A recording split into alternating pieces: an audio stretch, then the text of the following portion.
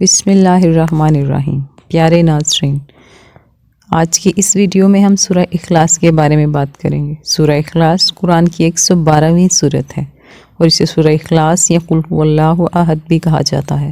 یہ سورہ توحید اور اللہ کی بے نظیری کو بیان کرتی ہے۔ قل هو اللہ احد کا مطلب ہے کہہ دو وہ اللہ ایک ہے، جس سے صرف ایک اللہ کی یگانگی، توحید اور کاملیت ظاہر ہوتی ہے۔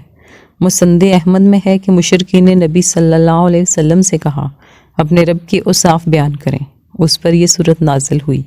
سمد کے معنی ہے جو نہ تو پیدا ہوا ہو نہ اس کی کوئی اولاد ہو، اس لیے کہ جو پیدا ہوا ہے وہ ایک وقت مرے گا اور دوسرے اس کے وارث ہوں گے۔ اللہ عز و جل ہمیشہ سے ہے، نہ اس کا کوئی وارث ہو اور نہ کوئی اس جیسا، اور اس کی جنس کا کوئی نہیں، نہ اس کی مثل کوئی چیز ہے۔ ترمذی وغیرہ میں بھی یہ روایت ہے۔ سمد اسے کہتے ہیں جو کھوکھلا نہ ہو۔ بخاری شریف کتاب التوحید میں ہے کہ نبی صلی اللہ علیہ وسلم نے ایک چھوٹا سا لشکر کہیں بھیجا۔ جس وقت وہ پلٹے تو انہوں نے کہا نبی صلی اللہ علیہ وسلم نے ہم پر جسے سردار بنایا تھا وہ ہر نماز کی قرات کے خاتمے پر سورہ قل هو اللہ احد پڑھا کرتے تھے۔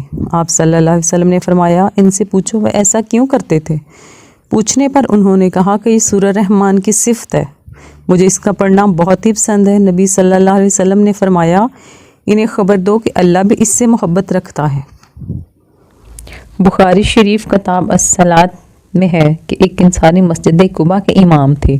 ان کی عادت تھی کہ الحمد ختم کر کے پھر اس سورت کو پڑھتے، پھر جون سی سورت پڑھنی ہوتی ہے جہاں سے چاہتے قرآن پڑھتے۔ ایک دن مقتدیوں نے کہا کہ آپ اس سورت کو پڑھتے ہیں پھر دوسری سورت میں لاتے ہیں، یا تو آپ صرف اسی کو پڑھیے یا چھوڑ دیجئے، دوسری سورت ہی پڑھا کیجئے۔ انہوں نے جواب دیا میں تو جس طرح کرتا ہوں اسی طرح کرتا رہوں گا، تم چاہو تو مجھے امام رکھو، کہو تو میں تمہاری امامت چھوڑ دوں۔ اب انہیں یہ بات بڑی بھاری پڑی، جانتے تھے کہ ان میں یہ زیادہ افضل ہیں۔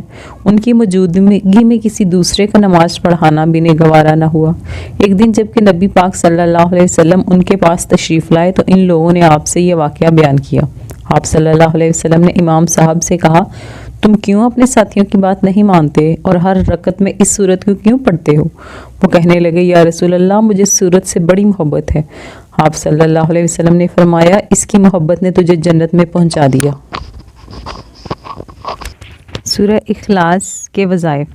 آج ہمارا سب سے خاص وظیفہ سورہ اخلاص کا وظیفہ ہے۔ اس کے بے شمار فائدے ہیں۔ یہ سورہ الفاظ میں چھوٹی لیکن فضائل میں پہاڑوں سے بھی وزنی سورت ہے۔ یہ سورت اللہ تعالیٰ کی توحید بیان کرتی ہے۔ اس سورت کو 3 مرتبہ پڑھنے سے ایک قرآن پاک کا ثواب ہوتا ہے۔ روزانہ سورہ اخلاص باوضو ہو کر 200 بار پڑھنے سے 9 فائدے حاصل ہوتے ہیں۔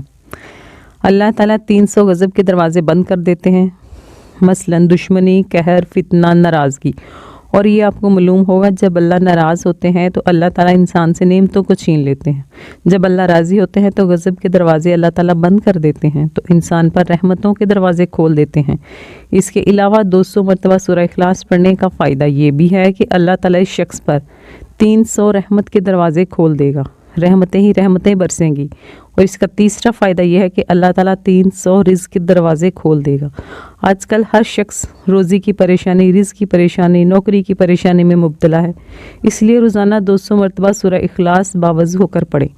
اللہ تعالیٰ غیب سے رزق عطا فرمائے گا، ہمیں پتہ بھی نہیں چلے گا کہ اللہ تعالیٰ کہاں کہاں سے رزق عطا کر رہا ہے اور کہاں کہاں سے رزق کی بارش برسا رہا ہے۔ اور اس کا چوتھا فائدہ یہ ہے کہ اللہ پاک اپنے علم سے آپ کو علم دیں گے، صبر اور سمجھ بھی دیں گے، اس لیے جو طالب علم ہیں، استاد ہیں، ان کے لیے یہ وظیفہ بہت ہی زبردست ہے۔ اس کا 5واں فائدہ یہ ہے کہ 66 مرتبہ قرآن پاک پڑھنے کا ثواب ملے گا۔ اور اس کا 6واں فائدہ یہ ہے کہ 50 سال کے گناہ معاف ہو جائیں گے۔ 7واں فائدہ یہ ہے کہ اللہ پاک جنت میں بنگلے عطا فرمائے گا اور ہر بنگلے کے 70,000 دروازے ہوں گے۔ دوستو یہ بہت ہی مختصر سا وظیفہ ہے، اس کو ضرور کریں۔ اور 8واں فائدہ یہ ہے کہ 2000 رکعات نفل پڑھنے کا فائدہ ہوگا۔ اور 9واں فائدہ یہ ہے کہ جب مرے گا جنازے میں 1,10,000 فرشتے آئیں گے انشاءاللہ۔ یہ وہ وظائف ہیں جو ہم تک پہنچے، ہم نے آزمائے، اور ابھی ایسے بہت سارے فوائد ہیں جو ابھی تک پوشیدہ ہیں، صرف اللہ کی ذات ہی ان کو جانتی ہے۔ تو اس لیے اس وظیفے کو ضرور اپنائیں۔ اس کے علاوہ بہت سارے فائدے ہیں، وہ پڑھ کر ہی آپ جان سکتے ہیں۔ اللہ پاک ہمیں دنیا اور آخرت میں کامیابی عطا فرمائے۔